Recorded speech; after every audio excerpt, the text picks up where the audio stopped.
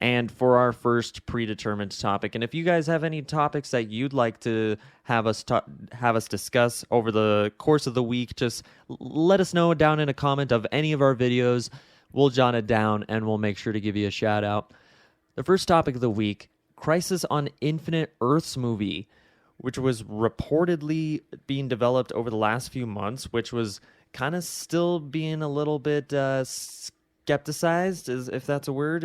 We're still definitely skeptical, myself anyways, on if this was actually being made, because It's definitely under scrutiny right now. it didn't seem like DC was really in a place to do a Crisis on Infinite Earths movie, but it seems like it was in fact being developed and would have reportedly had Henry Cavill as the lead.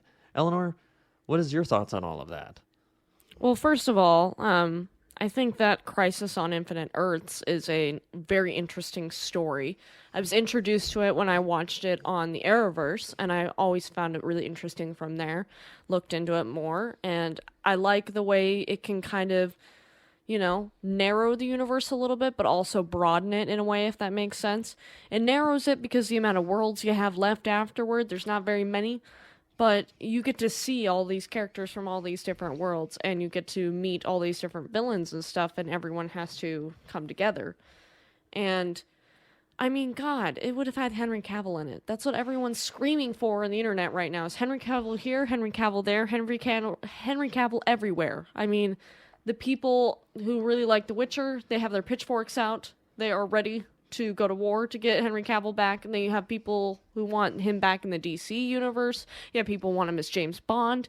I mean, he's a hot actor right now, like red hot. The Witcher. His Still want him back as The Witcher. Yeah, his career is on fire right now. So I think it would be stupid to just cancel any project that has him in it.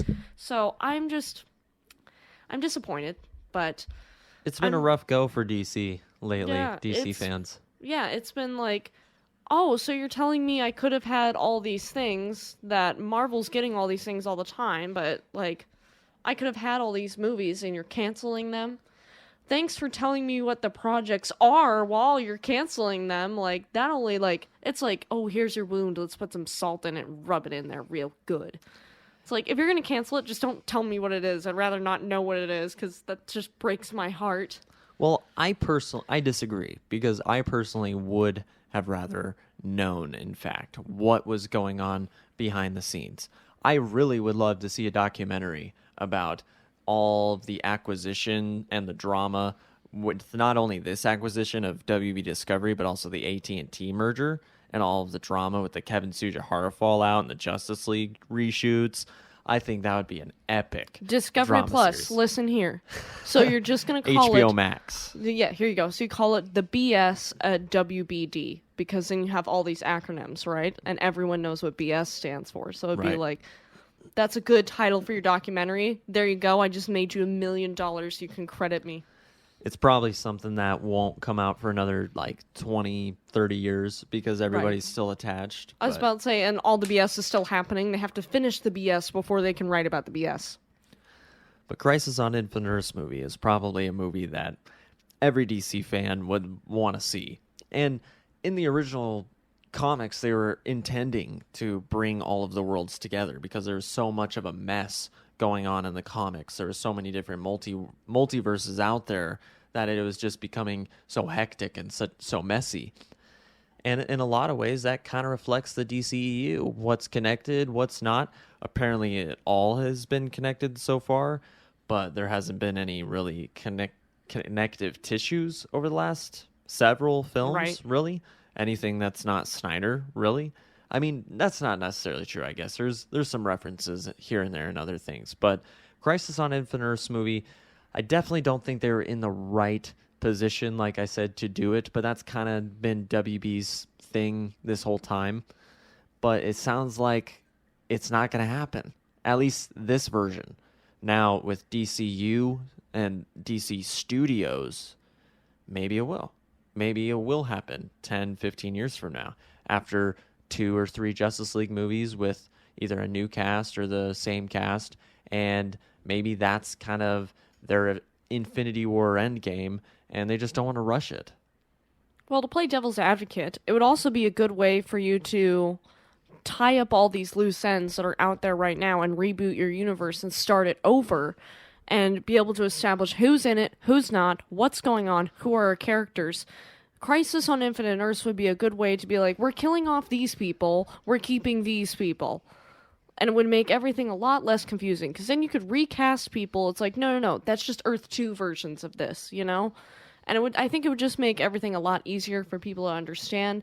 It would streamline the whole process. So I think they were in a position to do Crisis on Infinite Earths, and I don't think, like they necessarily should have canceled it.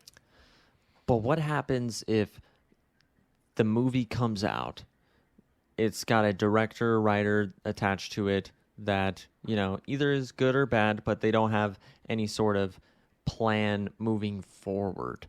And then they just find themselves in the same position again. So they end up rebooting everything, kind of like how Fox and the X-Men did with Days of Future Past. They were rebooting everything, kind of retconned X-Men 3, X-Men Origins Wolverine, got rid of the bad Deadpool, and killing off of Jean Grey and all of Patrick Stewart's Charles Xavier was alive again, and the future that they saw was no longer present. And then in X-Men Apocalypse and Dark Phoenix, it was like all of a sudden the connective tissues that once again were starting to kind of be continuity. There's big continuity errors and big plot holes between the films again. What if they do this Crisis on Infinite Earths movie, and then once again the next film comes out and it's another Black Adam? Right. I think if you were to do a Crisis on Infinite Earths, it would have to be a hard reboot. And if you wanted to do a soft reboot, then you can't do Crisis on Infinite Earths. So I guess it depends upon what the slate has in store for us. So if they are planning on doing more stuff later down the road with the same people we have, they're going to have to just soft reboot it. But could you imagine seeing Henry Cavill in there with Brandon Routh, maybe Christian Bale, Ben Affleck? Who knows what they had planned? But whatever you guys think about the cancellation of that movie, or I guess it was never like in deep production, but it's no longer happening. However you think about it, we'd love to